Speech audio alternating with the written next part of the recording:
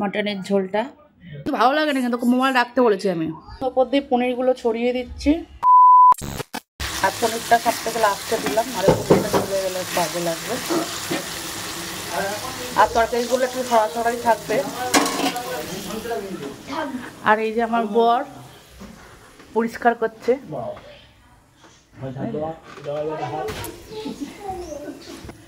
এই দেখো আমার কমপ্লিট রাইস, পরের রাইসটা দিয়ে দিচ্ছি। তো আমার হয়ে গেছে হচ্ছে রাইসটা।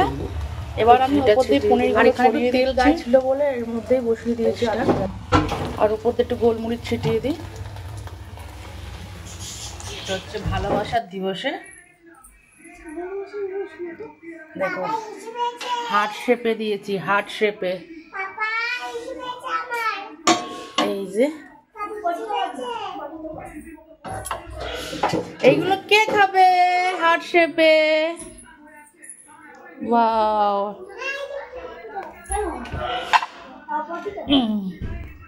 কেমন লাগছে? আর এটা হচ্ছে মটন খোলার পরের টেক্সচারটা, খুব ভালোই লাগছে দেখতে। তোমাকে আসন দেয়নি? কেমন হয়েছে একটু বলো, রিভিউ দাও। তুমি খেয়েছিলে? হ্যাঁ, তোমাকে প্লেটে দিয়েছি, তোমাকে কত বড় মটন দিয়েছি, খেয়ে নাও দেখি। আর এই যে এই অভ্যাসটা কিন্তু খুব বাজে, আমাকে কিন্তু ভালো লাগে না, কিন্তু মোবাইল রাখতে বলেছি আমি।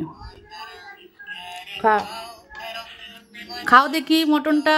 গরম, ওরে বাবা গরম, ঠান্ডা হোক ঠান্ডা হোক। মেয়েরা খেলো না।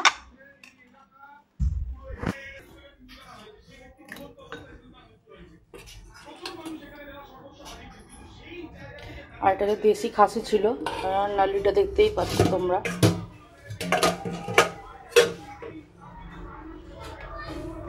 চলো নিয়ে নিলাম, চলো নিয়ে নি মটনের ঝোলটা।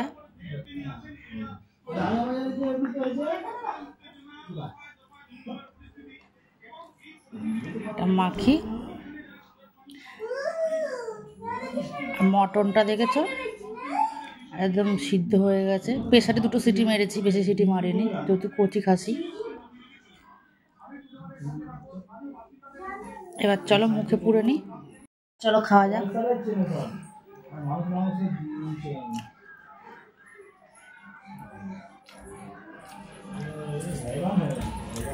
হাতে একটু পেঁয়াজ নিয়ে নিই। আর যেহেতু একটু আমি খাই হচ্ছে রেয়াজি খাসি, দেশি খাসিটা ভালো লাগছিল না, তো এখন ভালোই লাগছে খেতে। নরম, হাড় বেশি, রেয়াজি বানানো, রেয়াজিটা ভালোবাসি বেশি, ওই জন্য। আর এটা হচ্ছিল রাতের বেলা মেনু ছিল, আর হচ্ছে খাসির মাংস যেমন দেখতেই পাচ্ছ, আর করে রেখেছিলাম আটার পরোটা। তোমাদের আটার পরোটা খেতে কেমন লাগে আমাকে কমেন্ট সেকশনে কমেন্ট করে জানাও তো। আরে ওরে বাবা বাবা, কত রকমের রিভিউ দিতে। এই প্রথম খেলে জীবনের রসগোল্লাটা? না এর আগেও খেয়েছিলে? এমন করছো। ওর বাবা পেছন দিয়ে এমন গান করছে। তো যাই হোক, আজকের ব্লগটা কেমন লাগলো তোমরা কমেন্ট সেকশনে কমেন্ট করে জানাবে।